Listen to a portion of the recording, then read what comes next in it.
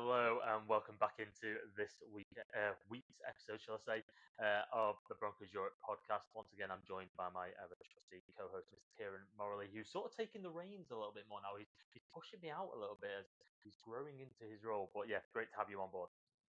Yeah, thanks for having us back, Mark. And week one, we've made it. We're here. We've got proper match to talk about. A matchup coming against the Titans this week, and yeah, football's just around the corner. So exciting times. Definitely an exciting time. I mean, you can talk all the jibber jabber you want in the off season and try and get through, but there's nothing better than talking actual football and looking forward to a game on a Sunday evening, which it is this weekend in the Titans. Now we've got two very special guests coming on to this week's episode. The first being a fantastic member of the Denver Broncos media, Mr. Cameron Parker from Manly Broncos, part of the MHRT somewhere on their podcast network. I will put the correct link down below. But the interview was fantastic. It ran well over an hour, so you've got a cracking interview there. Now, I must say that this interview was filmed a little bit before the Nick Benito contract extension, so some of the things might be a little bit outdated, but yeah, we're looking forward to you listening to that one. And we've also got Adam from Transatlantic Titans on to give the Titans sort of perspective of the upcoming game. So yeah, we'll go straight into it, and we will. The next thing you'll see is and hear is a fantastic interview with Cameron Parker.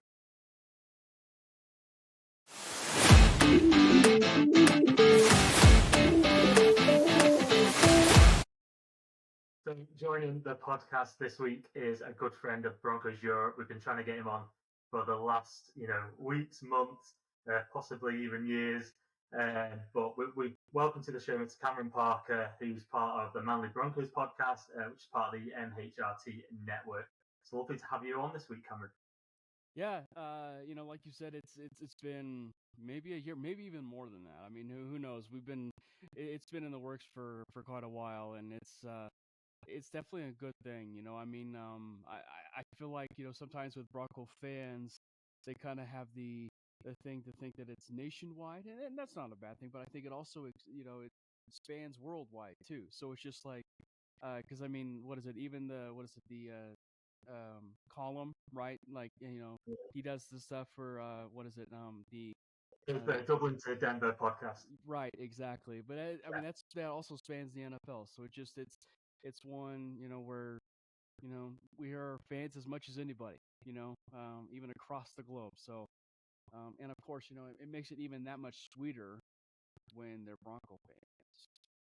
Yeah, we're definitely trying to do our bit there of spreading Broncos country across Europe and across the globe as much as we can. That's right. This is it means the world to get guys from Denver like yourself on the pod, and we can just chat Broncos like friends do, like we would do in person. So we've got a few questions for you, and then we've got a little fun game later on that I did pitch to you before.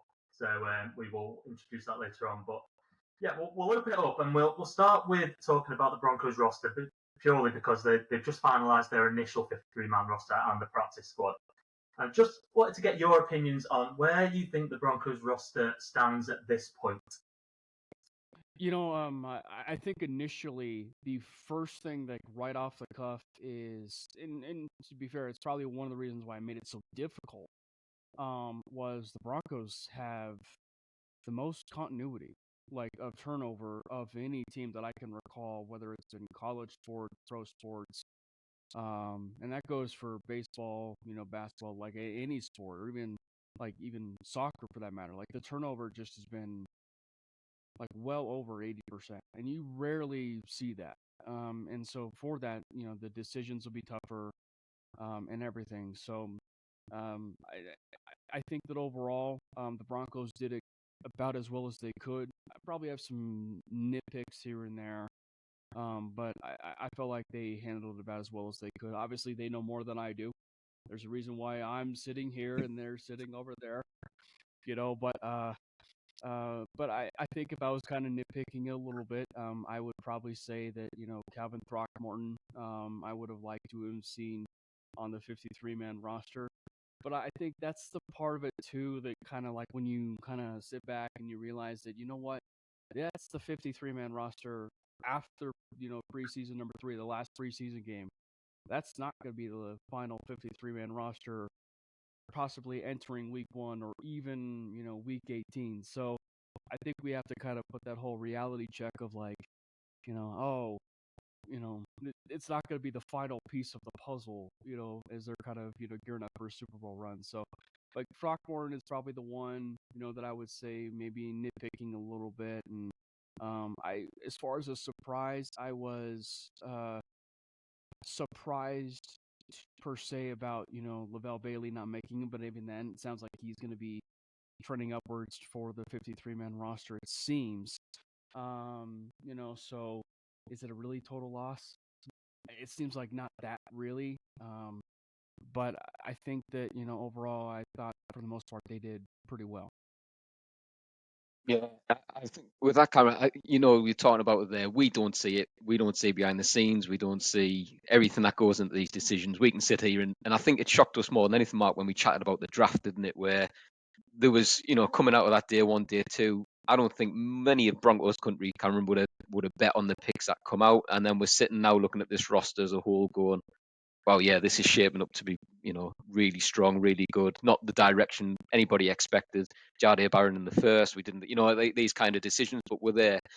I think we agree with you on the surprises, Mark. I think Lavelle Bailey's one we've chatted about, surprisingly. But those kind of decisions in Cameron, where does that, like you say, he's trending upwards. There's a good chance he's going to be suiting up game days. We know what he brings. So that decision, there's mutterings that could have been a little bit about keeping the undrafted free agent streak alive and bringing Karina Reid in, whatever. But he's going to be in and around the building. So is it as much of a shock as people first thought? Like you say, he's going to be there, isn't he? So right. It, yeah, and it's one where it's just like, that's kind of where we fall into it, because it's and that was my, I guess, initial gripe with it, because you look at the offensive line unit that they had on the 53. I have no problems with 9 offensive linemen, because like that was my initial goal. Like I was hoping that they could keep upwards of 8 to 10 offensive linemen, and they kept 9. That's great. I was just surprised that they kept a little bit more tackles, swing tackles, than like a person that can be a true versatile weapon, and that's what Throckmorton is. Like he can play center, he can play guard, he can play tackle. So that was a bit surprised by that, and he's been on field goal coverage. In case Alex Forsythe stumbles again or whatever. That's beside the point. But I just think that it was a bit surprising that they didn't necessarily have another player per se that can strictly play guard, behind him, and that's not counting like guys like Alex Forsythe or even Wattenberg, which we've seen at times in preseason in the past that Wattenberg has played guard, Forsythe has played guard, so they're capable of it. It's just, I think at this point it's pretty safe to say that they're Forsythe backup center, Wattenberg starting center. So just, yeah. I think we've all nailed it here. We're talking about the Broncos having this strong roster, the strong 53. We're debating the depth pieces on this roster.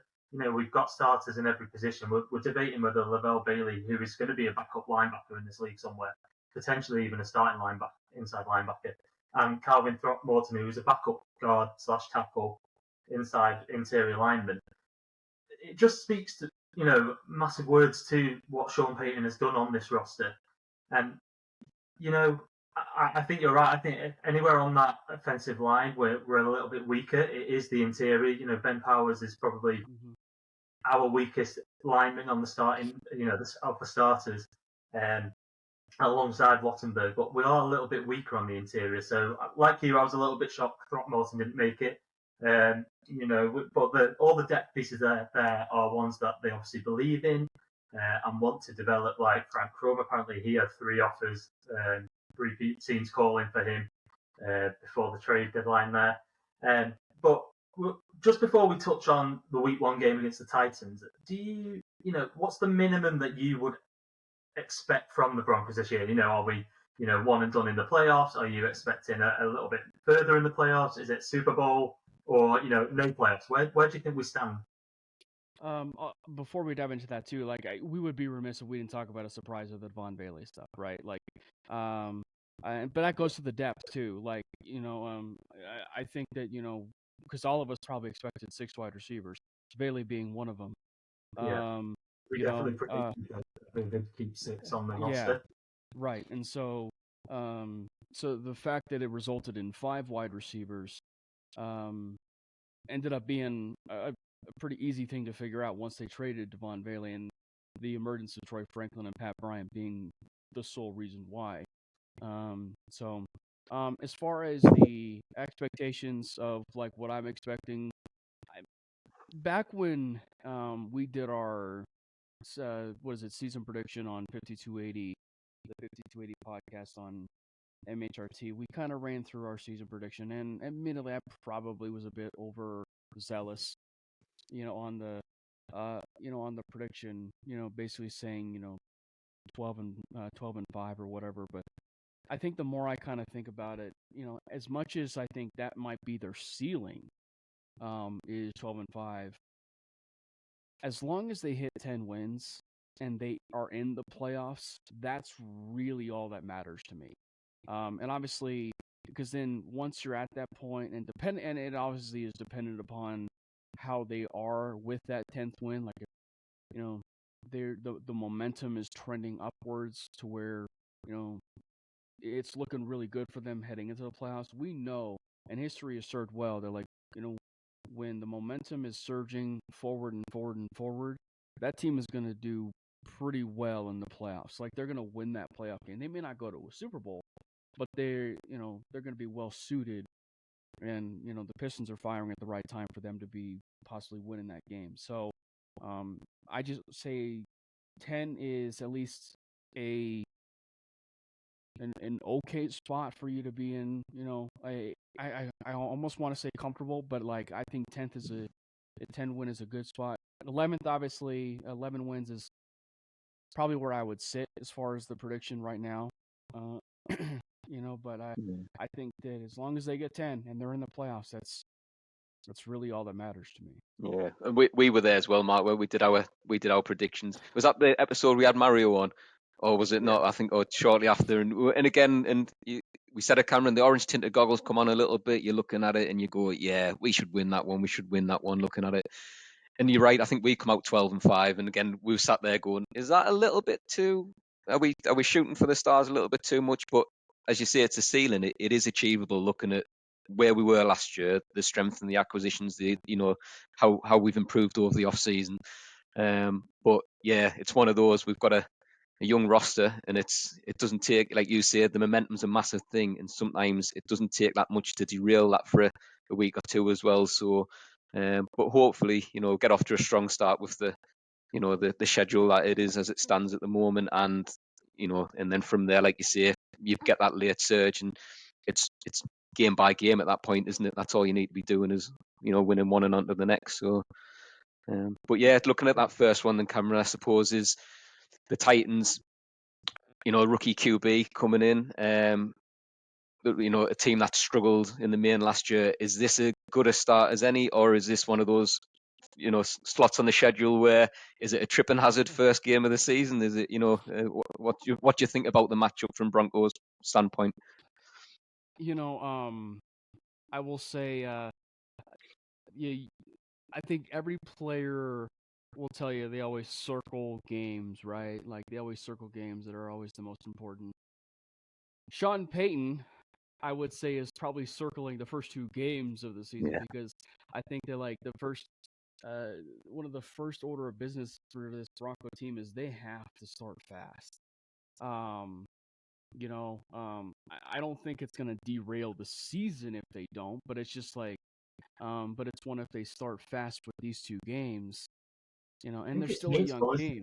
We haven't started well in the last 2 seasons. I think, was it 0-2 and 0-3 in the last 2 seasons, or something like that. And it's been a minute since they've won a home opener.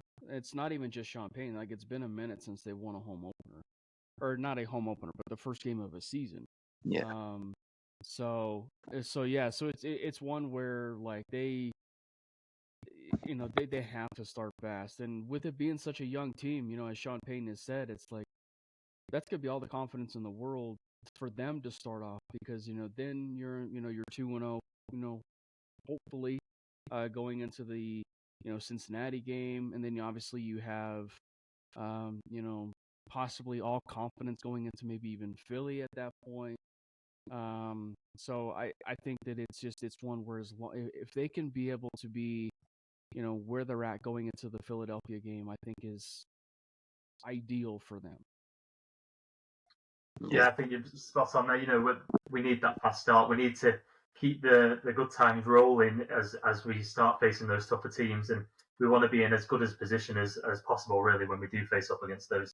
So I'm going to say better teams because I don't class the Titans in that bracket. I know that they're on the rise a little bit. They've got their quarterback now in Cam Ward, and hopefully, the tough part, I guess, is trying to game plan for a rookie quarterback that you've got no film on. You've only got college film, haven't you? So Sean Payton did say in his presser today, I think, that they have quite an in-depth meeting about this, and they look through college tape, they look through what they can from preseason. I'm not sure how much Cam Ward actually played in preseason, but do you think the Broncos match up well against the Titans?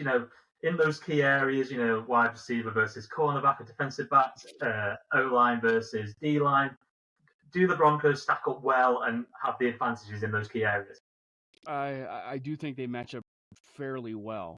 Obviously, I think if I'm going to be looking at like one of the key matchups for the game, you don't need to look no further than our offensive line going up against the Tennessee Titans defensive line. Because I would say that the strength of the Titans, I guess it should not be, a point where like the Titans are a weak team because you should build it through the trenches. But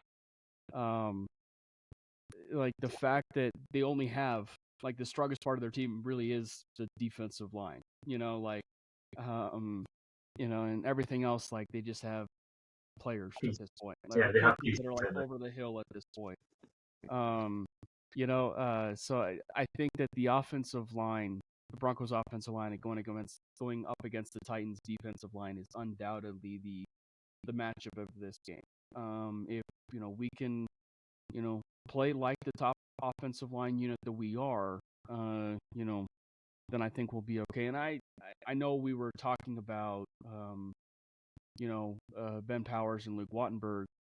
We would be remiss too if we didn't talk about how Ben Powers struggled in preseason last year and really came on in the regular season. Yeah, it's definitely. We're not saying he's no, yeah, sure. He's a bad player. He just seems like he's the weakest part of our O-line, which speaks wonders to what our O-line actually is. Right. But it's one where it's just like, oh wow, it's preseason for a reason. Like maybe he's working on a certain technique, or he's working on a certain thing that he's been trying to work on in all off season, and going up against another opponent is probably the best way to do it, right? So I think that but overall I think that it's really hard to not pick. It's really hard to not pick the Broncos in this game, right? And possibly even pick them by double digits, because Cam Ward is going into an unfortunate situation right now. Like it is a very unfortunate situation, and because every single piece for the most part is just set up in the Broncos' favor. The secondary, I mean, they have some weapons, not the weapons, but some weapons. The secondary is supposed to be a coin player, isn't it? I think he's a solid player there, but but you go up against the Broncos defensive backs, Pat Surtain's going to lock down. I'm not sure who he'll go up against, but yeah, I'm sure he'll lock him down and keep him quiet. And then obviously on the other side, you've got Riley Moss, who will hopefully do the same with their secondary weapon. Yeah. I think that the way that the secondary is just orchestrated, like it'll be interesting how it operates, because there's so much more versatility. As much as we were maybe on the fence of the Barron pick, maybe like initial, I wouldn't say on the fence, but it was just like, oh, like this was not on our radar. But I think the fact that you add them to the mix, there's so much versatility now to that secondary room, which is a good problem to have. And I think that even if he's not starting, he's going to be a valuable member of this team. And he's going to be, for all intents and purposes, to me, like we had a show, it was about a week ago, with Justin Adams, and I said, like, he's going to be the Joker, if you will, of that secondary, because I feel like he's going to be a chess piece of how you move him around, either safety, nickel, or even outside corner. So he's going to be like, he's going to be a piece that you use everywhere. Yeah. I just hope he doesn't turn into, like Vance Joseph when he has those kind of Joker pieces. He had Isaiah Simmons, didn't he, in Arizona? That didn't go down too well.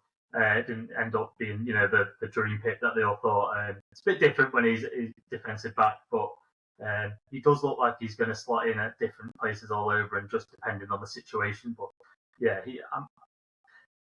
the pick in the draft did surprise me, and he's not shone in training camp, has he? Like we probably all wanted him to, or in any preseason game. But maybe that's a good thing, and he's just picking up and learning. Obviously, learning from the best out there in Pat Surtain, and hopefully he just starts to improve week on week.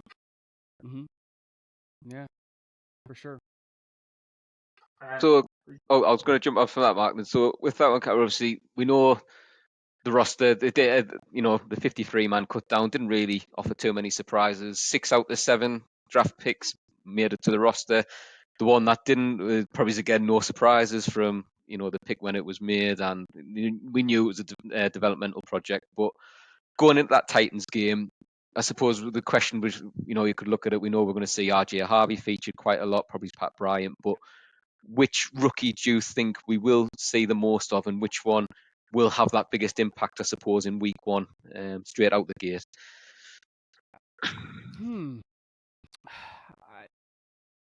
I think that probably the two easiest answers are, well, I shouldn't say easy, but the easiest answers for me is between RJ Harvey, Pat Bryant, and Jahdae Barron.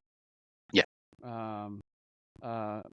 Not counting the punter, but Hey, we're big Crawshaw fans here. Yeah. Because punters are people too, right? Like punters are people too. That's a t-shirt slogan, isn't it? That's a t-shirt. Yeah. But I just think if I was looking at it from this standpoint, I will say Pat Bryant. Yeah. I think that Pat Bryant would be the one. I think everybody wants to choose RJ Harvey. But I think that, there was probably a reason why we didn't see J.K. Dobbins as much in the preseason, because they were saving him, himself up. He's had some injury history and everything, and so they were probably saving him up, and also letting RJ Harvey get up to speed about the NFL level too in preseason. So I think that once the regular season hits, you'll see J.K. be running back 1. And Harvey be that 1B, if you will. Yeah. And everything. But I think I think Bryant's the one that I would go with. I mean, we heard all training camp about how it really didn't matter, who was throwing him the ball. Like, he was like the safety net for a lot of these quarterbacks, and that obviously is going to end up being Bo Nix. And to be fair, he's going to have like a lot of safety nets on this team, which I think is a really good problem to have, specifically going into this year. Obviously, the playmaking unit itself isn't going to be top notch, but it's going to be a well-rounded unit. Yeah. And I think that it's going to really involve around Bryant. We said that, I think, ourselves, Cameron, with, again, we had TP Streets on the roster, and he was the safety net a couple of years back, and he moved on, and then Devon Valley, like you say, come in, and he's had that role. And I think Pat Bryant's development and what he's shown in, again, from what we read and what we see in the snippets, again, we don't get the exposure that you guys do, but we try and catch as much of it as we can.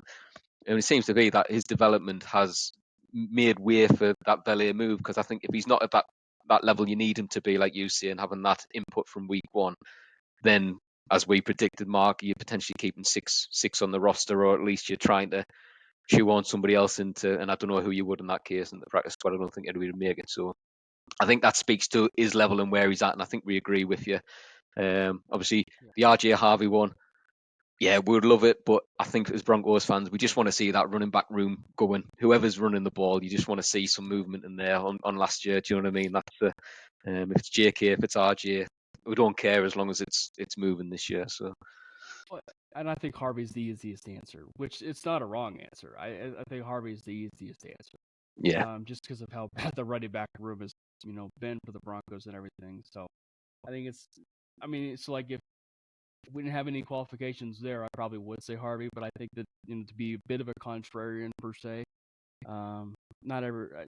There's probably a few people here and there that are probably saying Bryant, but I do specifically think that obviously, to your point, you don't make the Vele trade, if there's no emergence of Troy Franklin and Vele. Franklin and Bryant. So it's one where it feels like that they feel pretty confident about it. yeah. Just before we move on to our little fun quiz at the end, I need to touch on an interesting tweet that you put out for the other day of yourself entering Chiefs territory without the Broncos playing a game. Yes. I mean, why are you hitting that? I know college football's big over there, but it's not quite as big here. Entering the Chiefs stadium, dangerous play there when the Broncos aren't playing. So my college team is the Nebraska Cornhuskers, and they had a game against the Cincinnati Bearcats, and we were fortunate enough to get tickets to go to that, and my dad and I we make it a priority to go to the spring game if we can every year, and we didn't go to it this year, and so we were contemplating, okay, do we go to a game then? And if it's so, like what game? And Arrowhead, Kansas City kind of was closer. And truthfully, me being a Bronco fan, the only way I'm ever touching Arrowhead is something that is possibly non-Broncos related. So we were very fortunate to go watch a football game in Arrowhead, be surrounded by Swifties, but it all mellowed out because we were able to go to a Royals game afterwards on Friday. Oh wow! Go see a game at Coffin like that very next day. What did make me laugh is the fact that you had to don an insane amount of Broncos clothing when you got back just to get the stench off you from Kansas. Literally. Yes. I just like to think of Cameron walking around Arrowhead just putting Broncos stickers here, there, and everywhere, tying little flags to posts and stuff. Yeah. You bring up this screen for us. So we're going to get Cameron and Kieran and myself to pick who we think the Broncos MVP is, the offensive player, defensive player, offensive rookie, or there's a load of categories there. So we'll talk through a couple of them here. It should be on the screen. I'm hoping. It just was, and it disappeared, Mark. It's gone. Technical difficulties.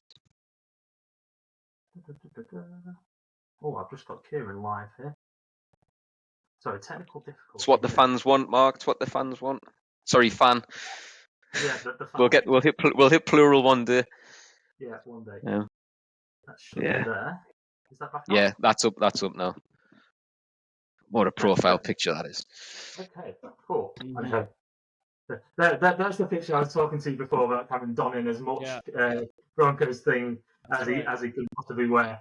It's a great photo. I love that one. It did make me laugh. So, who wants to start? Shall I start? But one of you two can start. We can either go guest or we can go with normal host Kieran. But that Broncos MVP. Do you want to start, Cameron, or do you want me to jump in?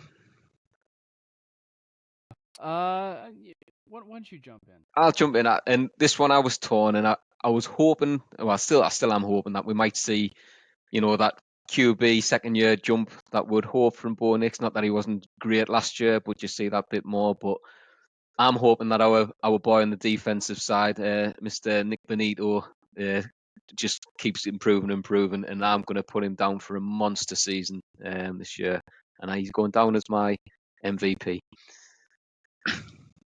Something to watch there too is he's in a contract year. I think he's gonna get extended. Yeah, yeah. but he's in a contract year, and we know how players ball out in contract years. So, I like that pick. I'll take the easy answer here. I mean, to be a certain extent, like he was the Broncos MVP last year. I'll say Bo Nix. Like, the quarterback is the most important, position on the field, and I think that if there are two quarterbacks specifically that are set up really well, that I always felt going into into their rookie years, and obviously one didn't play, the other obviously was Bo Nix, was JJ McCarthy and Bo Nix. Like they're set up so much for success, and even not. And even not playing last year, I still feel pretty confident with where JJ is, and that's just because of the Kevin O'Connell effect. Same way for Sean Payton and Bo Nix. The marriage is just the only difference is Bo Nix played last year, and if Jaden Daniels did not have the year that he had, everyone would be talking about the season that Bo Nix had. Frankly, I think people still should be talking about the season that Bo Nix had, even with Jaden Daniels. I mean, you just don't see the kind of efficiency in the play from what we saw. He was debunking every single narrative about being a check down merchant, and yet you're still seeing, the non-ball knowers talk about, how he's a check down merchant and everything, because that's the time of year. Football season's upon us, so we have to rehash old takes, if you will. But like he is the chemistry, and to kind of go back to it with continuity. The fact that the continuity is here with the players that are on this roster is something that we haven't actually had in 10 years. And so that's going to really matter, and it's going to really matter for everybody that's on this team. And I think that, the aspect of this that's going to be really great for fans is I think we'll see him use his legs a little bit more. Even though he did have 400 yards rushing, I don't know if we'll have 400 yards rushing this year, but I think we'll see him be more efficient and effective when he starts throwing the ball. And I think we'll see a little bit more designed runs too for him as well. Yeah. I mean, you've stolen mine there as well. I've taken the easy way out as well. Yeah, but you need to back it up the way Cameron has with. There's not a lot else for me to say, is there? I think he's a lot closer to having a breakout season again rather than a sophomore slump. Like Cameron touched on, he's got his weapons back. He's got the same O-line in front of him. That can only help. Secondly, he's got a tight end that he can, actually use this year. Hopefully, we'll have that tight end game going strong each week. And I think the big thing for Burns, he didn't have a running game to rely on either. It all fell on him last year, and we're very hopeful that the running game is sort of reinvigorated this year with J.K. Dobbins and R.J. Harvey, and just sort of takes some of the pressure off Bo Nix. Not that I think he feels the pressure. I think he's very calm-minded and very cool-headed, and just makes those right decisions. Yeah, he does check the ball down a fair bit, but he's not that check down merchant that people said he was and continue to say he is. He does have that deep ball, and I expect a fair few to Troy Franklin deep this year and Marvin Mims, and it's going to be an exciting one. And I just hope he's our MVP come the end of the year, because it means we've had a really good season. Well, and to be fair, Bo is a dark horse MVP. I mean, like I know probably a lot of Bronco fans are feeling that. But like, there's a reason why he's kind of a dark horse MVP, because of that continuity and everything that's there. It's all lined up for him, to play quite well. Yeah, I think you're right. And moving on to offensive player. So this is just our offensive MVP. Obviously, you can go Bo Nix again if you want, Cameron, or you could shock us all and choose someone else on that offensive side if you want to switch up a little. So this is one where it could go a lot of different directions for me. It could go Bo. I will say, I think it's a very funny conversation when we talk about the Broncos MVP, and like, for instance, we just went with Bo Nix and not going with Bo Nix for the offensive player. Yeah. But also too, like with the NFL honors, for some reason, you always see a different offensive player of the year than you do an MVP. Anyway, that's my, I digress anyway. I always find that so funny to me. as far as offensive player, I really want to go with Cortland Sutton here. I really want to go with I like Cortland that Sutton, pick. I like but that I'm pick. not. But I'm not. Oh, Because I think that the importance and the value of where things have been with this particular position, and we talk about safety nets. The Broncos added a joker this year. They added Evan Ingram. yeah. And I think that the offensive player for me is Evan Ingram. I think that, it just goes to show you the value of where things have been with that tight end room and being led by Adam Troutman and Nate Atkins and Lucas Kroll. I think that Evan Ingram is going to be adding a certain dynamic to this room with seam routes down the middle of the field and taking plays, right? Like a simple 12-yard play to go 58 yards, in a preseason game. Like, we have not had that kind of explosiveness from a tight end since Julius Thomas. And so I think that, Evan Ingram, he may be a wide receiver in a tight end's body, but like he is going to be the number one weapon for Bo Nix. Yeah, I like that pick a lot. That we were all when that first I was trying to get my bag from the airport when that last preseason game and trying to get out and watch the game as quick as I can. Yeah. It was 2 a.m. over here in the UK, and I was stuck on this plane. And then I saw that Evan Ingram made this 40, 50-yard run, and I was like, this is what we want to watch this year. If we're staying up till 2 a.m. in the morning, we want to watch exciting play. Well, and a funny story, like I was at that game with Mario in that preseason game, and he and I looked at each other like, what is Ingram doing out here in this preseason game? And then sure enough, he has the 58-yard, touchdown catch, for Jarrett Stidham. It's like, okay, you're done. Yeah, get him out. Get him out. Get the cotton wool, wrap him up, put him away. We'll see him next weekend. Right. Yeah. I'm going to stick with my guy. I've gone Bo Nix for MVP. If he's MVP, he's my offensive player, isn't he? Special mentions Cortland Sutton. I think he's going to have a big year. He's the guy I like most on the Broncos roster. I think he's probably my Mr. like Broncos as of now. He just embodies what it is to be a Denver Bronco, and he's a real fan favorite out there. But if Bo Nix is my MVP, I've got to go for him as my offensive player. Yeah, and I nearly had Bo for MVP. I nearly had him for my offensive player of the year, obviously, as well. But I've got a curveball, and I agree. I think your pick's probably the right one, Cameron, to be honest, because I think that is something we've lacked. I know Mark was so close to Cortland, but I'm just hoping we see that excitement from the running back room. So do you flip a coin and say, is it going to be J.K. Dobbins putting up the yards or R.J. Harvey? But I've got something about that rookie. And I think the bit that was exciting us most is it's been a while since I've seen a running back. And I know it was just sort of pre-season at camp with that confidence just to sort of wait behind the line and find the gaps. There's not just that bullhorn into the back of your O-line and hitting an arse basically with your face. We've seen it was almost like, talked about this a while back, Martin, old school Le'Veon Bell, where that patience just to wait for the gap to develop and then find it. And obviously we're seeing snippets, we're seeing glimpses. It's not the thing, but I'm just hoping that between the two of them, like you say, 1 and 1B, as we'll call them, as our running back room. But I'm just hoping we've invested in we waited on draft day, or draft days, shall we say, for that running back pick to come. And then it still wasn't the one, again, that Broncos country were waiting for or expecting in any means. And then it's probably the pick that's most excited me coming out of it now. So I'm hoping the offensive player of the year is Mr. R.J. Harvey. It's a good pick there.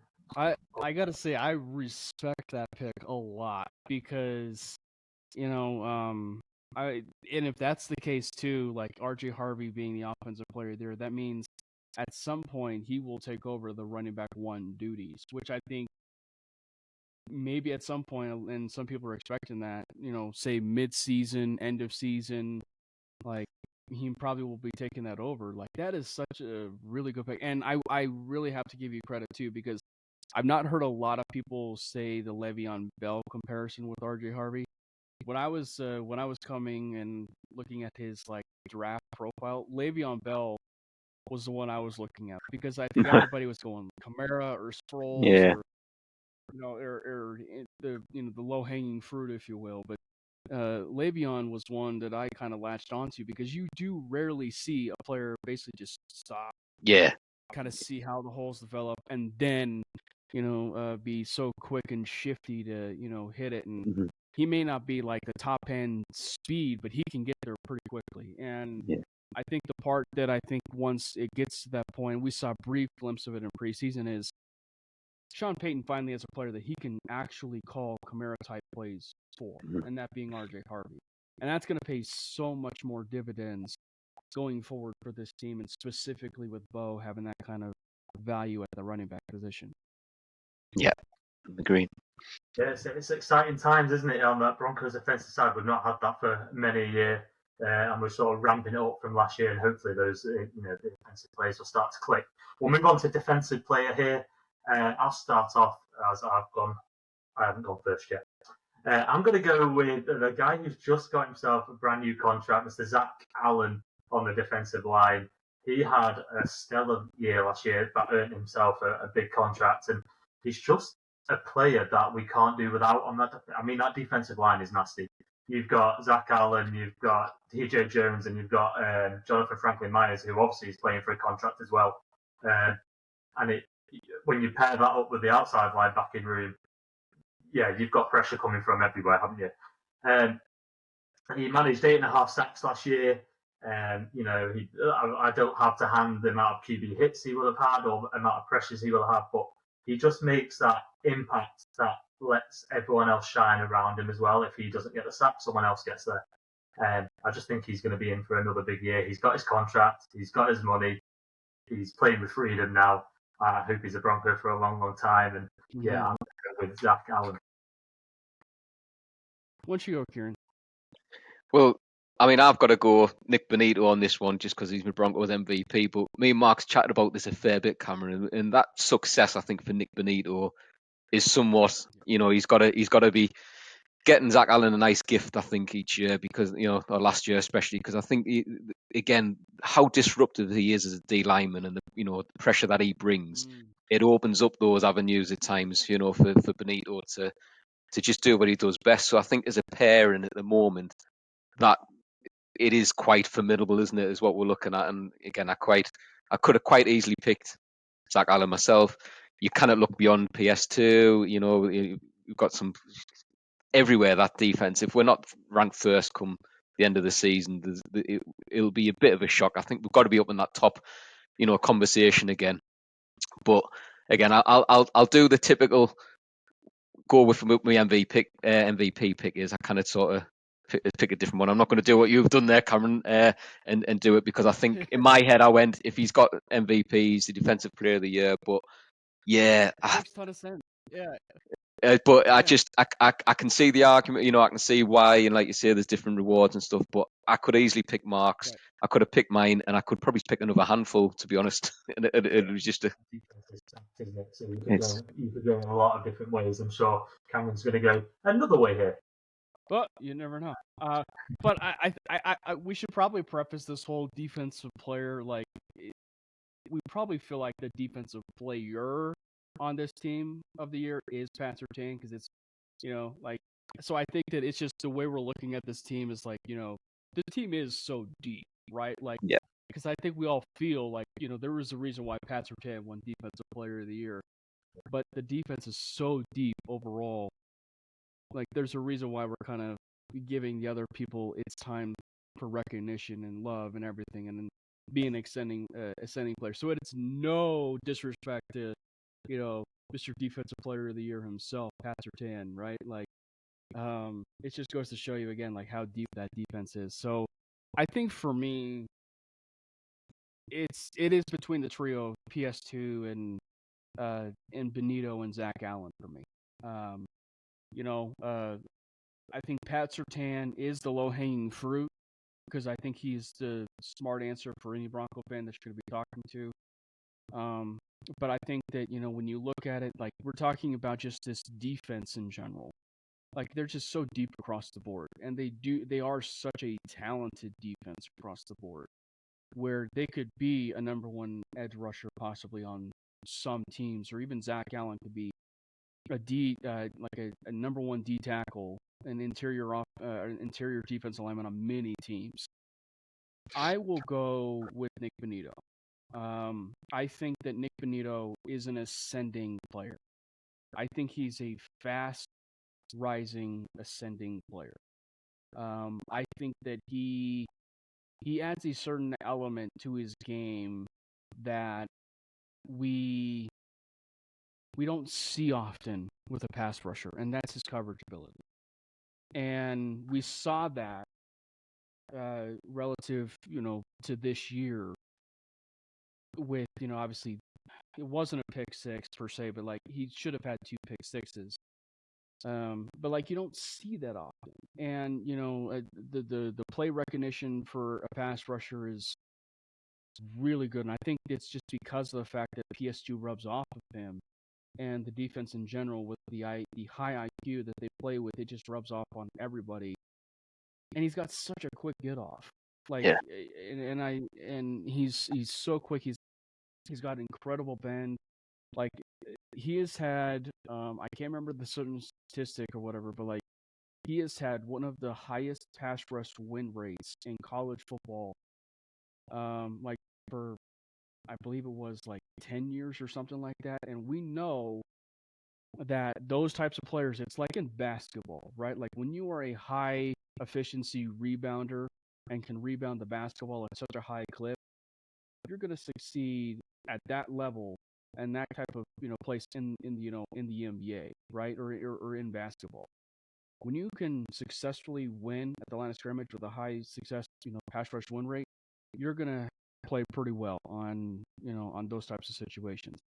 And I think that we've seen that, and it seems like he's gotten better in run defense and everything. Like he's trending upwards in a way that the Broncos better pray that deal does not eclipse Micah Parsons' territory. It won't. But I'm just saying, like, they better pray it doesn't eclipse that territory, because he is such an ascending player, and when you really don't see often as far as that ascension rather quick.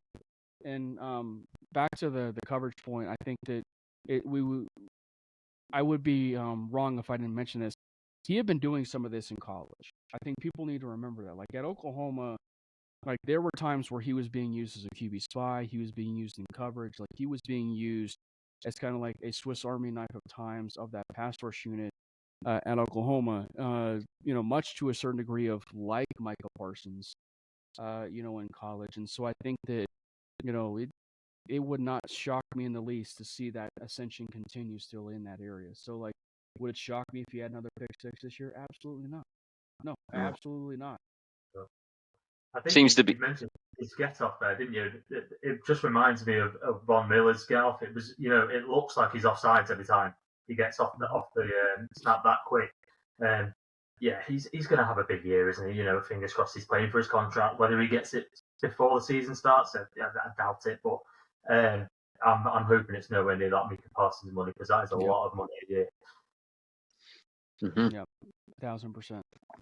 Yeah, so we'll move on to Rookie of the Year. Obviously, we've spoken a little bit about probably the 3 players that are in the running for it. You've got Jahdae Barron, you've got RJ Harvey, and you've got Pat Bryant.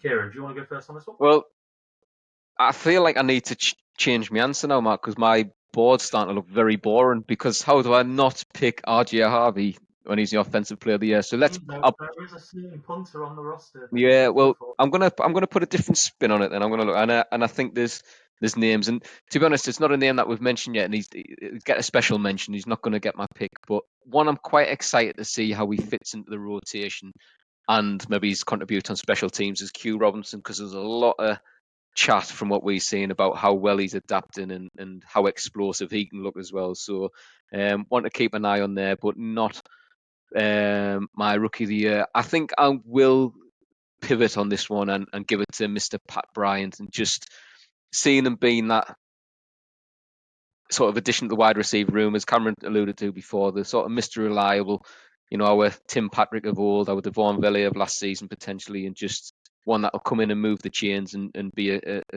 target for Bo Nix. You've spelt it wrong, Mark. I'll just point that out. A spelling mistake. Yeah. I know my accent's a bit funny, but it's not that bad. But yeah, so the B and N are close to each other on a keyboard, so I respect it. don't give him a get out. Don't give him a get out. But yeah, no, I think. Next week we are producing this show. But yeah, Pat Bryant for me, I just think he's going to be, we've talked about it already. We needn't go on about it. We've got 5 receivers in that room. He's there because of where he's at. There's 5 in that room because of where that room as a whole is at the moment, and he's going to contribute. So taking RJ Harvey out the conversation, although really my pick should have gone that way. I think Pat Bryant is going to be a major contributor to the success of the offense this year, and I'll sneak him in as Rookie of the Year. Yeah, I'm going to jump in as well. I'm going to go with Pat Bryant myself. We're big fans of him. I think a lot of people will grow to love him as well. He's going to be that safety net. He's got, he's a big body. He's got them safe pair of hands. I'm looking forward to him on, slants and across the field and just being that player who can move the chains. And, Devon Valley last season was that guy. I think he moved the chains on third down, 11 times out of 13 or something he was thrown to. I'm hoping Pat has that sort of kind of impact on the game. You've got Marvin Mims, who's the gadget sort of player. You've got Troy Franklin, who's the deep player. You've got Cortland Sutton, who is just number 1 wide receiver. It's a solid room to have, isn't it? And obviously you've got Evan Engram taking some of those targets away anyway. But I expect him to have a solid year. Not necessarily put up big numbers, but just he will probably have more receptions and have a large number of receptions rather than yards, if that makes sense. Mm-hmm. Yeah.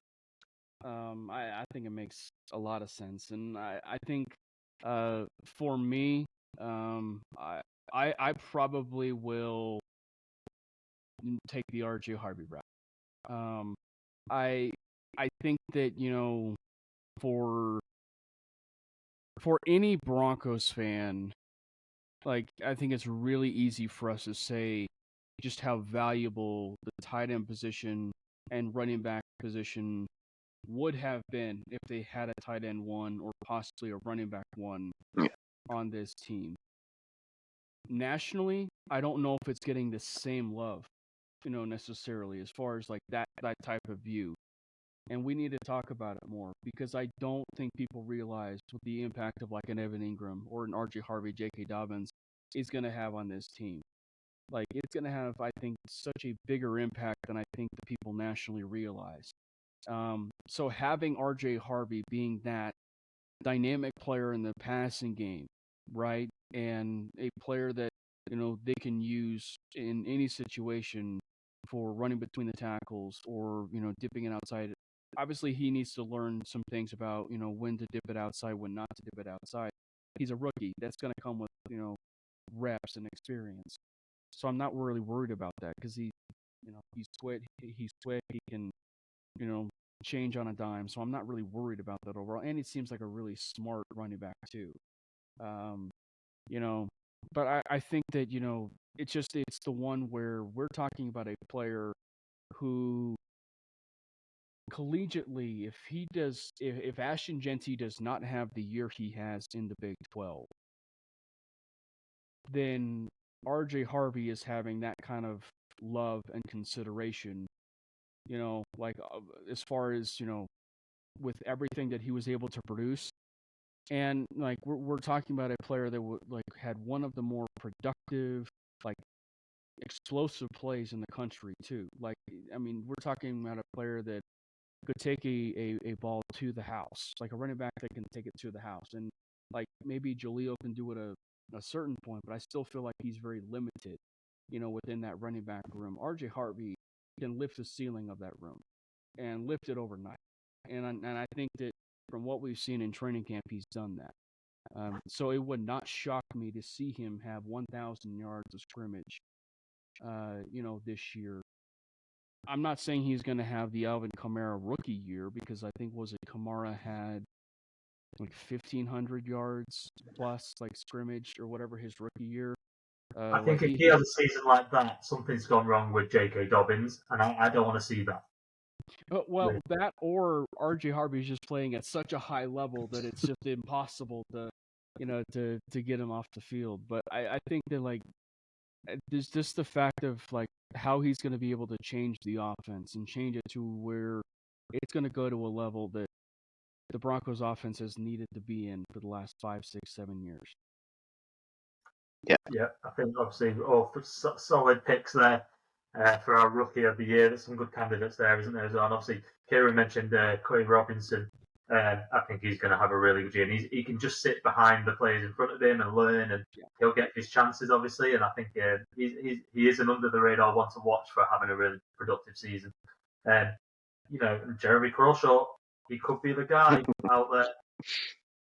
He's had a torrid preseason, or people haven't been liking him, but in punting in mile high air, once he gets it right, he's gonna lift off. Sean drafted him for a reason, right? Well, we just keep telling ourselves that he was drafted for a reason. Maybe he's got a good fake punting there. Who knows? Maybe he's got that cannon of an arm. We're not sure. So, Cameron, do you want to start us off on one to watch then? Yeah. This is one because it's one to watch where you could choose anybody. Like, you could choose anybody because of, like, where the Broncos roster is. For me, as far as one to watch, I'm going to go Troy Franklin. I think that Troy Franklin is one to watch. I think we are talking about a player that, if the Denver Broncos financially and, with where things could possibly go post Courtland Sutton, Broncos have a wide receiver 1 and wide receiver 2 potential on the roster already with Troy Franklin and Pat Bryant. I think that, Troy Franklin, we had this conversation a few times on mainly Broncos and everything, but it's interesting, knowing the fact that he has the relationship with Bo Nix, like, and obviously the season that he's currently having in the off season. Like, I don't know how I would be feeling now if Bo Nix wasn't on the roster. You know what I mean? So, like, if Troy Franklin was on this team but Bo Nix wasn't, I don't know how I would feel. Like, I probably would feel okay, but I would probably have a little bit of some more reservations than I would be, having, now. But I think that knowing the fact of where, Bo and Troy have been, and obviously him getting that number 11, I think people don't realize at times, like, sometimes something as simple as a number change can give you all the confidence in the world to go along with you, putting yourself in the weight room and the jug machine and, getting 5, 10, maybe even 15 pounds heavier in the off season. So I think that, like, the confidence has just been there, it seems, from day one for Troy in this off season. And he's bigger. They're using him in different situations. I know we talk about the safety net of Pat Bryant, but I think that the one above him is undoubtedly Troy Franklin. Because I think that Troy, they can use him. It's certainly seen in preseason. They were using him in a lot of different situations. They were using him in the slot, outside, and a player that is a big slot like that's 6'2", 6'3", and can take the top off the defense. That's a good problem to have for the Broncos, and it's something that they've not had. So you pair that with Marvin Mims being able to take the top off and everything. So I think that Franklin and everything so far this year has just trended upwards in the direction that they have been wanting this to happen the moment they drafted him. And I think people need to remember they traded up for Troy in the draft. Like, they traded up for Troy, so they clearly valued something there. And we're talking about a player that's from the scouting community.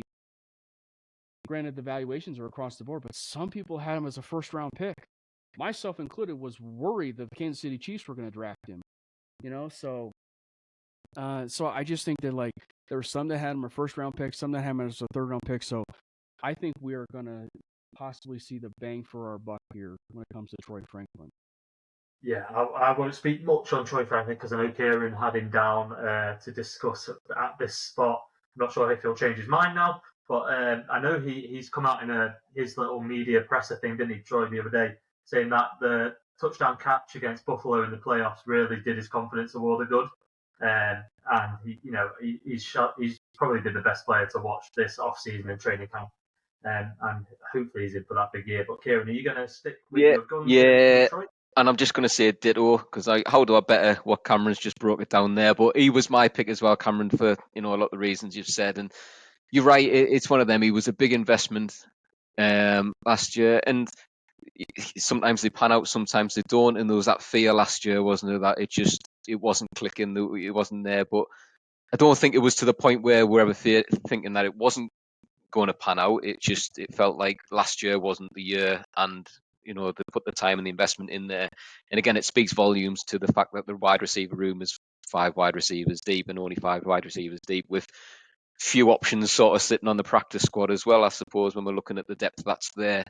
And again, it's been an exciting sort of close season.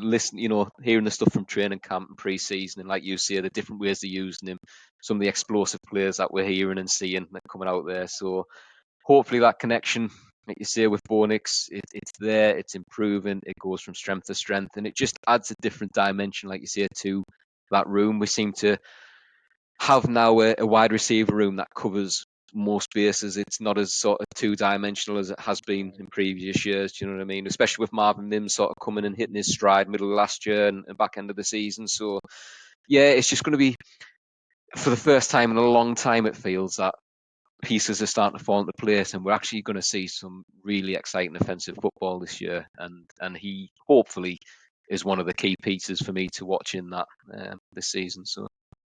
Mm-hmm. Yeah, again, I have no arguments with the pick of Troy Franklin here, but I'm going to go on the other side of the ball, and just to provide some opposition here, I'm going to go with Jonah Ellis. Linebacker. He has impressed me so much in this off season. That game against the Cardinals was just outstanding. I know he's playing backups.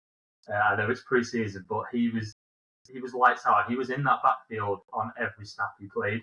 Whether he was rushing the quarterback, whether he was, hitting the quarterback, getting a sack, and to have a linebacker of that quality as your backup, and he could easily be our starting linebacker out there for me. And just to have him say Jonathan Cooper needs to go off and have a rest, and you bring in Jonah Ellis, or Nick Benito needs a rest, and you bring in Dondre Tillman on the other side.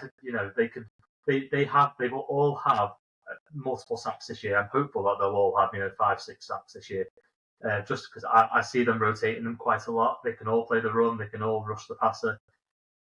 He's going to be special, and I wouldn't be surprised if he is a starting linebacker on a team, whether it's the Broncos or not in the future.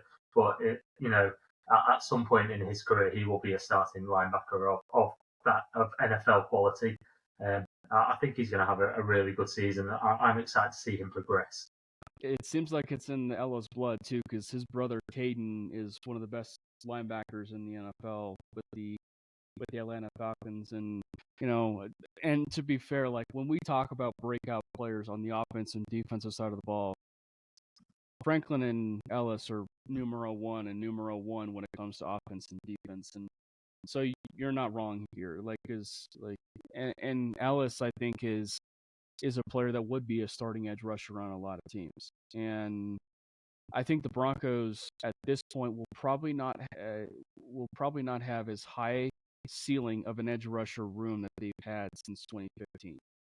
And actually, I wouldn't even be surprised if they alternate Tillman and Robinson when it comes to that pass rush unit. So because I think if probably the highest ceiling of the way things can go behind Benito and Cooper is probably Q Robinson and Jonah Ellis there, and then you throw in Dondre Tillman. It's the deepest this has been really since 2015. And frankly, I would even say that if you're gonna say who has the quickest get off on the this Broncos team, I feel like it's a toss up at times between Benito, Ellis, and even Q Robinson because of how fast they can get to a quarterback. So it's a nightmare. So Cam Ward, you're not going to be sleeping on Saturday night. Yeah, this is why it's a perfect game for the Broncos to start in my eyes. The pass rush and the fact that our secondary can lock down any sort of wide receiver room. out there, hopefully. And yeah, I'm expecting good things on Sunday. It's an evening game for us, and it's a mid-evening game, so it's not a late one for us, which is great. Yeah. But yeah, this has been a great chat. Obviously, we've run over an hour now, which is fantastic. It's always great to have you guys on from Denver who know ball a little bit better than us, who get access to the team, and just we feel so grateful for you joining us and just talking Broncos with us. So thank you so much for coming on.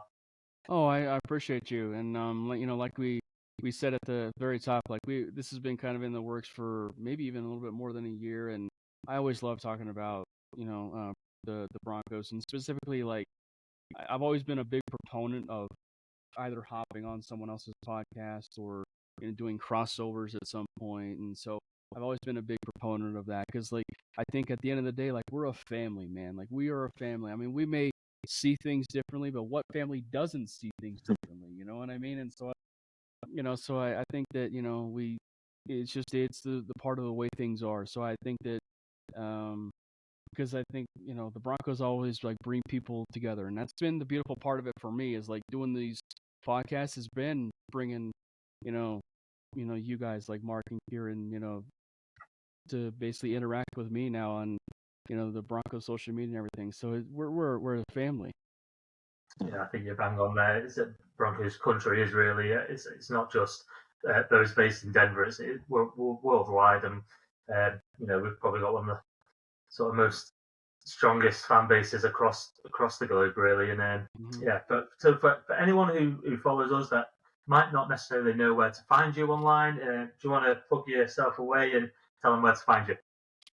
They can follow me over there on the X Twitter machine. I mean, how many of us don't call it Twitter still? It's definitely I mean, us locally probably still call it Pepsi Center and not Ball Arena. So I mean, or even Mile High Stadium and not Empower Stadium. But no, they can follow me there on Twitter at Cameron Parker PO, and they can also check out the two podcasts that I do over with MHRT Network, which is the 5280 podcast, which is going to be recorded live at 7 p.m. Mountain Time on the MHRT Network channel.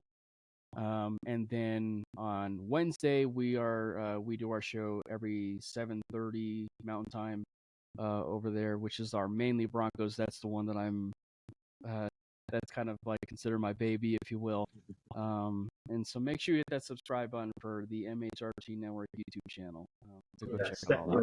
It's definitely a must do. It entertains me on my drives into work. I can't listen live because it's like 2 a.m. in the morning for us, but it's definitely one to listen to the next day for us. But it's a must follow if you want to get Broncos news, Broncos opinions.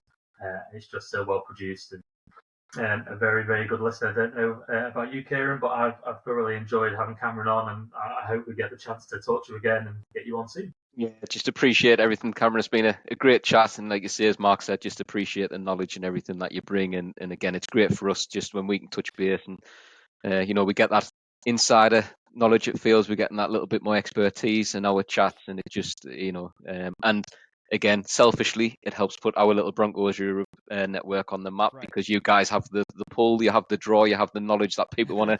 They don't want to hear us two drone on every week. It's you guys who put this, the butts on the seats, so to speak, bums on the seats. But no, I just appreciate it. It's been a great chat, and it's been it's got us that little bit more excited to Sunday, for Sunday to come round now. So yeah, thank you. Well, I'll tell you what. If we can be able to make it work, I'll see if I could be available for you guys for London week. So when the Broncos are in London, maybe we can see if we can work out a time where I'll yeah, guest guy for you guys. Yeah, definitely. I appreciate that. Amazing. Yeah, we've got big plans for London. We've not quite announced them to our followers yet. We're hoping to announce on the September the 8th alongside the Broncos. We've got some joint events with those guys, with the team. So, big things. And like I said, that would be amazing if we can get you on some kind of live pod, live from the States. We'll be down in London. So, we'll get that Colorado perspective on the game. But yeah, once again, thank you so much for joining us. And we'll move on to the next segment. Thanks, Cameron. We're sponsored by Iron8 water bottles, a smart choice for staying hydrated here in Broncos country. Let's be honest, hitting the gym or just going about your day in that dry Denver air, hydration matters. Iron8 bottles are 100% leak-proof, easy to open with one hand and made from BPA-free, eco-friendly materials, so you're not dealing with spills, with plastic taste or waste. I've been using mine ever since I got mine, from early morning workouts to late Sundays watching Broncos games. It's reliable, it looks good, and it gets the job done, kind of like we hope our offense will this season. So head over to iron8.co.uk and use the code BroncosEU20 to get 20% off your Broncos water bottle today. Amazing. And now is the next segment of our show, and we're going to be joined in our new weekly sort of segment of the show as we head into the main part of the season. We are going to be previewing our matchups each week, and the first, of course, is up against the Tennessee Titans, and we're delighted to be joined by Adam Foxcroft from Transatlantic Titans. Welcome into the show, Adam. Thank you. Thanks for having me. I'm really sorry to hear, by the way, that you're going to have to be speaking to a Colts fan, a Texans fan, and a Jags fan at some point. So I'm sorry about that. Hey, you know what's fantastic about that is hopefully they won't be too happy talking to us, because on our end of the show anyway, we're hoping to have a very good season and successful season, but you never know in NFL, like we've just been talking about. Just give us a little bit of a taste of what you guys do over at Transatlantic Titans, first of all, just so you can give our followers just, a taste of the UK NFL scene. I mean, I suspect it's similar to you guys. I mean, personally, I found this weird niche in the late 80s, early 90s as a fan of the Oilers at the time, but it didn't take until social media to took off for there really to be a community. It kind of started as like a Facebook group probably over 10 years ago. We started a podcast 6 years ago. But it's just fans, British fans getting together to chat about mostly moans about how things are going. Occasionally there's some things to celebrate. But we like to vent and have a good chat and not take ourselves too seriously and just celebrate this. Well, what was a niche, but there are loads of fans of the NFL over here these days. Yeah, it's definitely a growing sport, isn't it, Kieran? Obviously, you sound a lot like ourselves in a fan group, and you've got meetups. We've had a dark sort of 6-7 years in Broncos country with not much success going on. But yeah, we'll jump into some questions for you about the Titans and obviously the game coming up. And Kieran, over to you. Yeah, so I mean, obviously, we all know what happened in the draft, Adam, and it was a big season going into the draft with that number 1 overall pick. But how would you sum up since the draft? You had key acquisitions in the off season, some great draft picks coming in. How do you think the pre-season's gone? Has that changed your outlook on the season any? And is there any key additions from the off season, both in the draft or free agency, for that you think is going to make a big impact going into the season? I mean, obviously Cam Ward's the big one. Number 1 overall pick. I don't remember too many number 1 overall picks getting less hype in the general media, but he's kind of a bit understated as a personality, but in a good way. He seems to be taking himself really seriously. Like all the reports are that he's the first guy in the morning, last guy to leave. I know it's a cliche, but He's been really impressive from a guy who probably people weren't that excited about maybe a year ago or 9 months ago even. But since the draft, where he probably was the obvious choice to take with that number 1 pick, he's come in. I mean, there have been arguably more talented quarterbacks that have come out of college and been picked that high in the past. But since the draft, it's probably gone as well as it could have. And I think he's been so popular in the preseason. He played all 3 games. Okay, it's only the preseason and it's like a drive or 2 drives in each, but everything he did seems measured and composed. Through, I mean, not many good passes because it's a small sample size, but what we saw, we liked. So, you could make yourself look bad, I guess, but you're not going to prove anything. But everything we saw, I think we like the look of, and there's some other exciting rookies that came out the draft lower down. I mean, we've got Iron Manor, wide receiver, I think was taken sort of 4th round ish. I've got that wrong probably, but Gunnar Helm, a tight end who has come up with a ludicrous catch in one of the preseason games, looks an absolute beast. Obviously, it's the hope that kills you, and before week 1, we don't know just how it's all going to fall apart around us. Obviously, having No, carry on. Sorry, I interrupted. Yeah, that's all right. I mean, having said all the optimistic stuff, just because we don't know any better, it wasn't that. There's a reason we were picking number 1 overall, and I don't expect things to change overnight necessarily, but there feels a bit of optimism at the moment, and it's like things can only get better, hopefully. I think you've just nailed it on the head there with your last sort of sentence there. The optimism is there, and whenever you get that first round quarterback and one that you've been needing for a while, that it just provides a new sense of hope and sort of excitement around the whole place, doesn't it? And I know we felt that way last year when Bo Nix came into the Broncos, and obviously we picked him as the 6th quarterback in the first round last year. But we knew he was going to be sort of have an exciting season, and I know that's sort of what you'll be hoping for in Cam Ward. And I know Gunnar Helm, the tight end, is someone that me and Kieran were talking a lot on the draft podcast over here, and as a potential pick for the Broncos in the later rounds, because we were desperately in the tight end market. We obviously went for a 6'7" tight end in the 7th round, who's ended up on our practice squad, but who had only played like four. But he caught 4 catches in college, hadn't he? And all 4 were touchdowns. Mm. But I think it's an exciting time for Titans fans. A little bit of optimism there, and moving towards the season. And do you think it's a tough first game for yourself? You're coming up against one of the top defenses in Broncos, and they were the leaders in sacks last year. Is that where a rookie quarterback wants to go first game?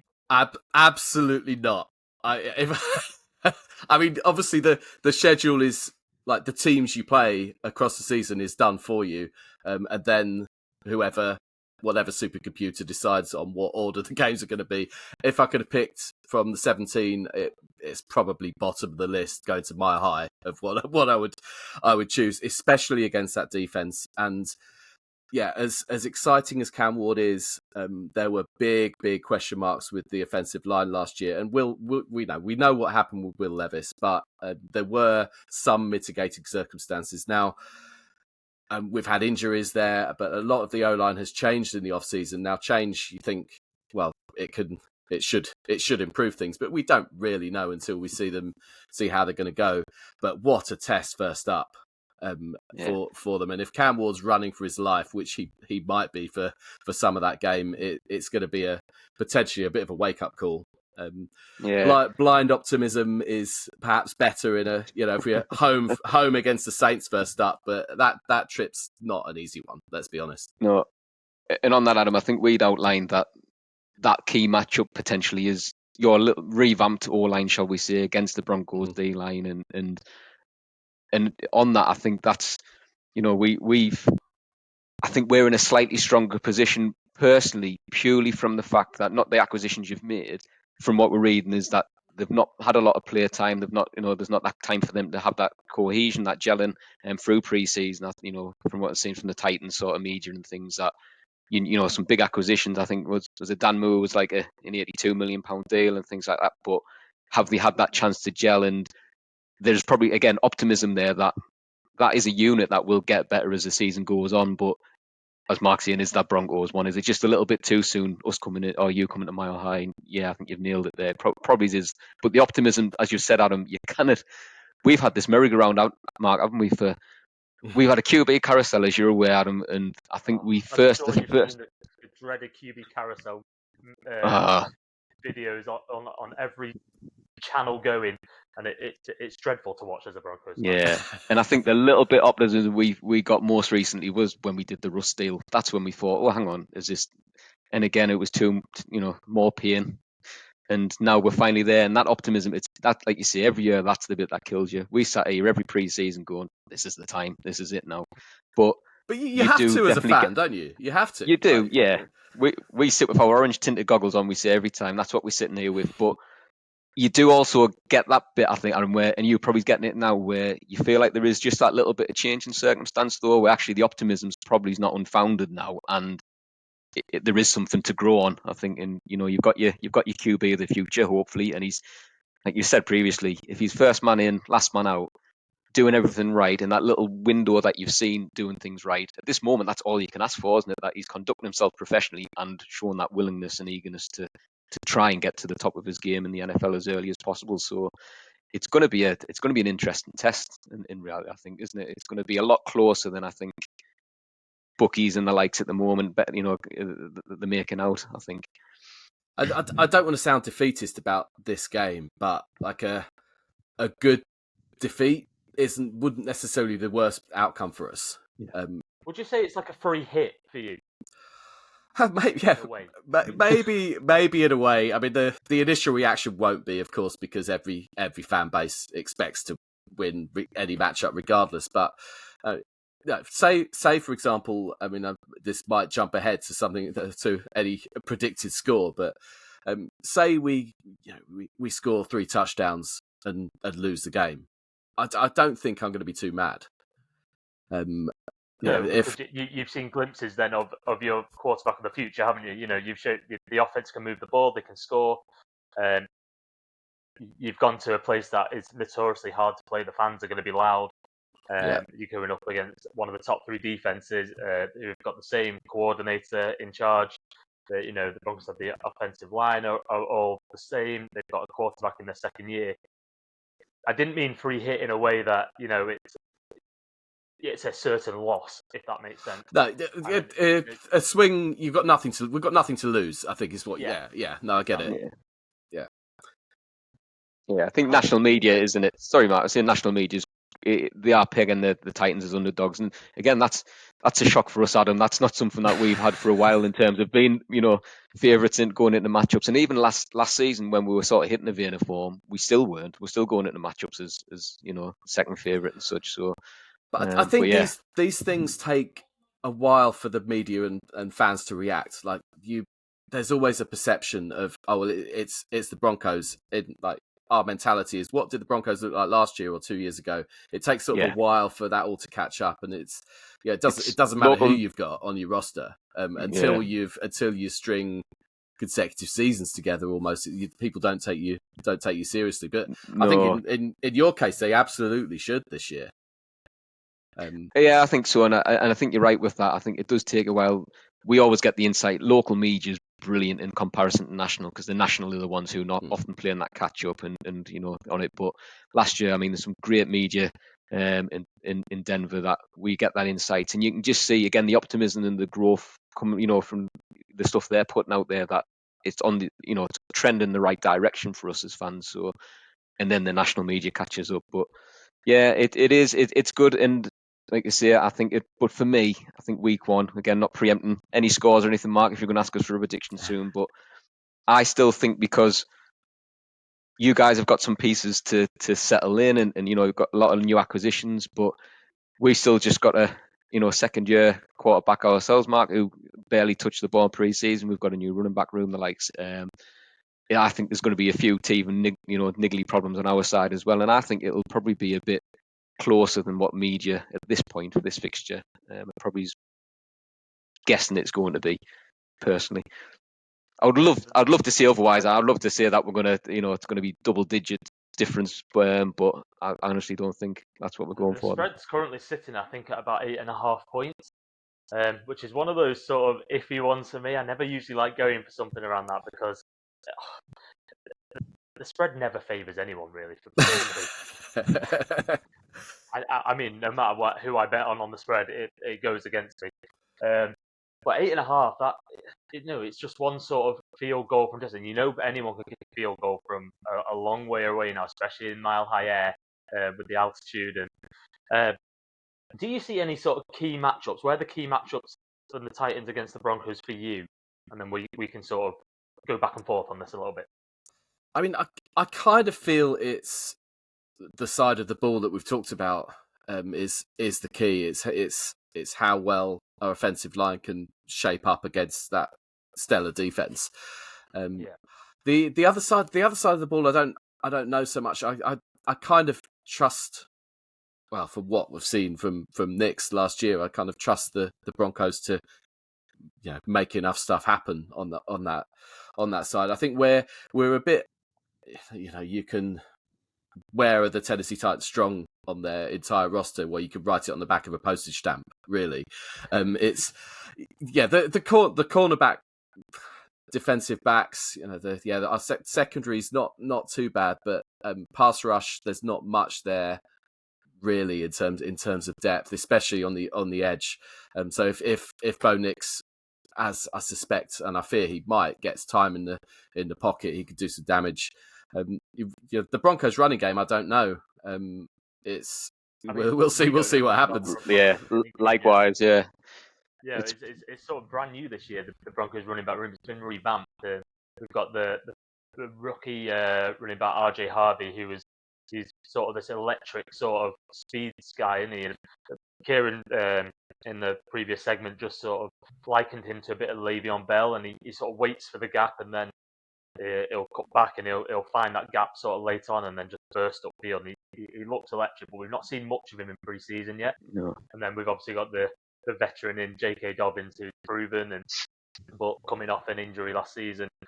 So a bit unsure of where it's going to go, and hopefully the O-line can make some holes for that to get through. But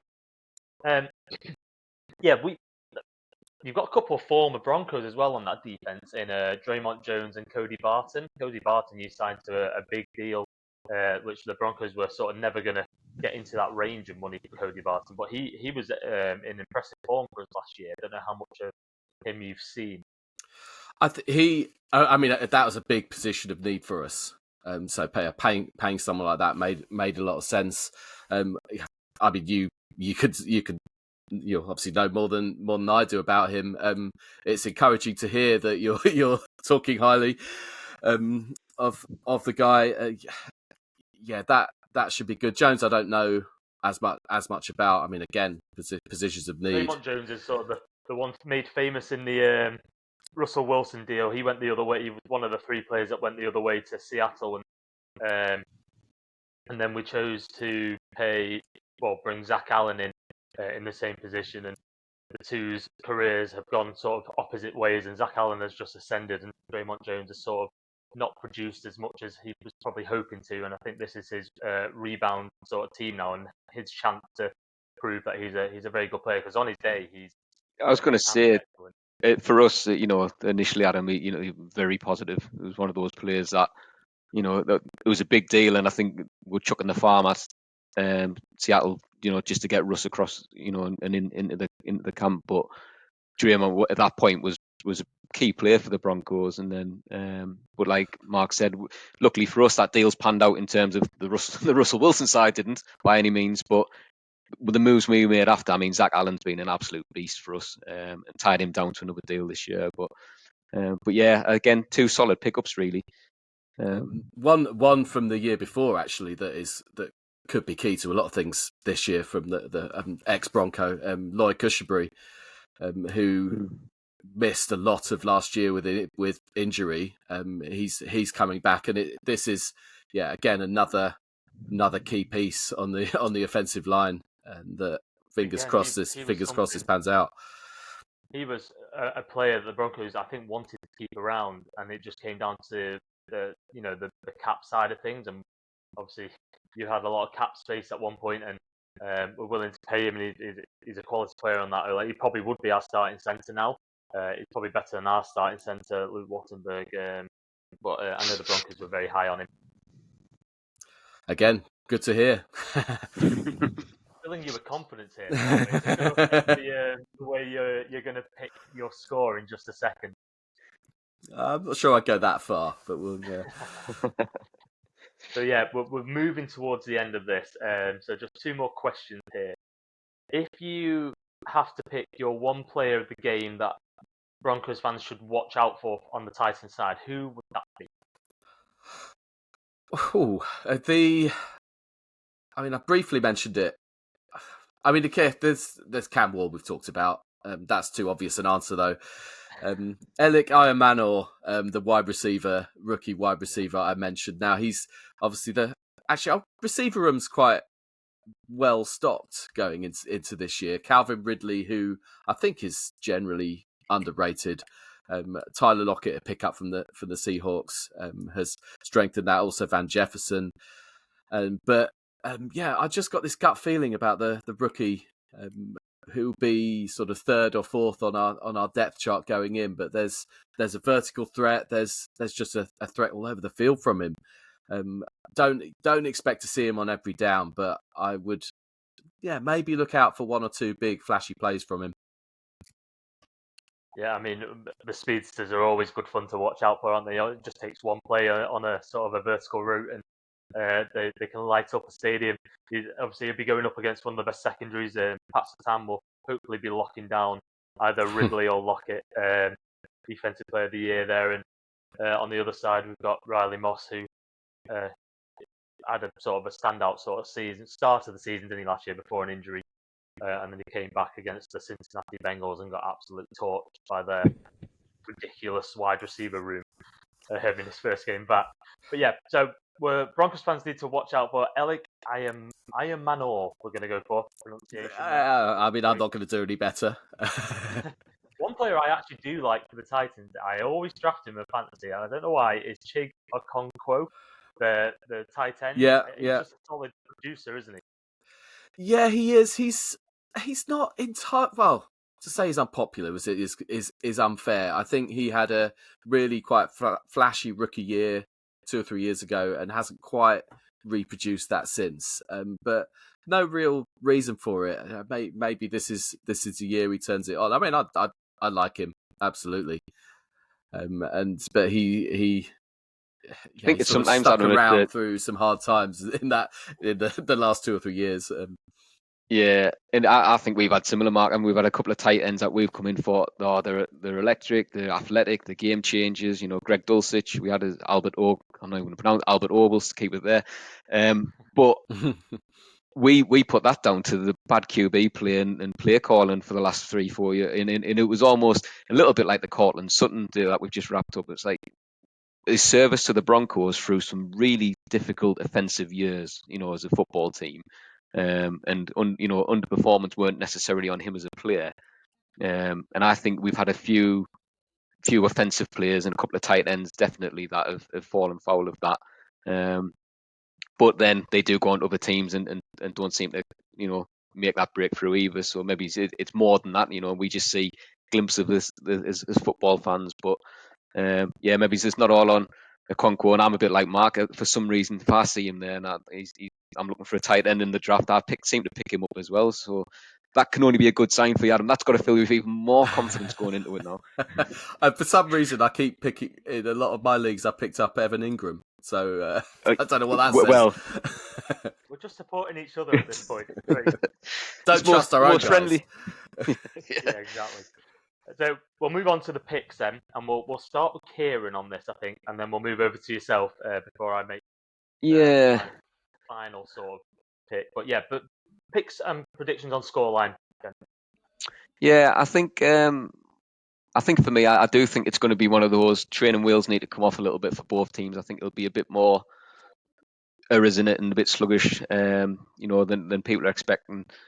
I'm going to go a Broncos win, but a close one. I'm going to go 20-13. And on that, that's a couple of offensive touchdowns for us and one for you guys, Adam, with a spatter and a field goals chucked in. But I think it will be there'll be a few errors, there'll be a few, mistimed plays and things like that. And I just think it's going to be a little bit closer than what media, I hope I'm wrong, but what media are reporting on at the moment. I mean, I hope you're wrong, obviously. I suspect you won't be a million miles away, though. I don't know why. The logic says there should be that many points when you look at this matchup, but I just got this crazy week one optimism that we'll see a bit from Cam Ward and players will be rusty. There might be the odd missed tackle here and there. I'm going to go 28-20 Broncos, something like that. Oh wow! It's a bit. I don't like picking against my own team, but I mean, I'm also not in complete cloud cuckoo land here. Yeah. Hey, sometimes you've got to be a little bit realistic, and they could surprise everyone and come out and win week 1, and you'd be over the moon and have that fantastic first opening weekend. But a 28-20 game would be a great opening game. I definitely want to watch Adams over mine. Yeah, definitely. Yeah, so I'm going to go with, I do think it's going to be closer than quite a few people think as well. But I do think the Broncos are going to shut down sort of the passing game a little bit. That secondary is really good. And like you said, the O-line is, our D-line against the O-line is going to be a key matchup there. And Nick Benito, fresh off his new deal today, I think he's going to have sort of a lights out game. I'm going to go for the Broncos 28-13 Titans. So touchdowns, a couple field goals. But it's going to be a good game either way, I think. Opening in Mile High, which we've not done for a while. We've not actually, this is something that will go in your favour, actually. We've not actually won our opening game for a long time. We've not done very well in the opening couple of games, actually. So Sean Payton's hoping to turn it around this year. Well, I think I'm right in saying our last trip to Mile High was on opening day, and we came back with a win. I think but the teams looked a little bit different then. This is 5 years ago. So we're going to put your money on the Titans now. To be honest, but you're right, though, Mark, and it's not a daft little bet, is it? Because at the minute we still haven't shook off that trend that we have of starting slow and starting sluggish. And I know the camp are trying their best to turn that round, and there's a lot of new faces in. But yeah, that's the bit that's hanging over us, Adam, as Broncos fans. These records sometimes they linger, don't they? You kind of shake them off, but yeah. Hopefully we do. So we'll soon find out anyway how the result goes in the game. But thank you, Adam, for joining us on the first episode of this sort of segment of the show. And just for those who don't know where to find you, if there's any Rogue Titans fans in our listenership this week, give yourself a little plug away of where you can find you and what sort of your group is on social media.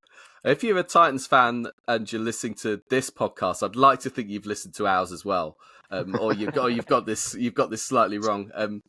But yeah, we're Transatlantic TN on Twitter. We've got like a Discord thing going on. We're not very good at social media because I'm old and some of the others are lazy. At AD Foxcroft if you want to find me. But yeah, we've obviously got a Titans podcast going on. If that's your thing, come and find us. Amazing. It's always good to see more sort of NFL in the UK, and obviously we all do our bit to try and spread the game far and wide, don't we? So well, just a massive thank you for coming on, and for the rest of you listening out there, we will see you next week.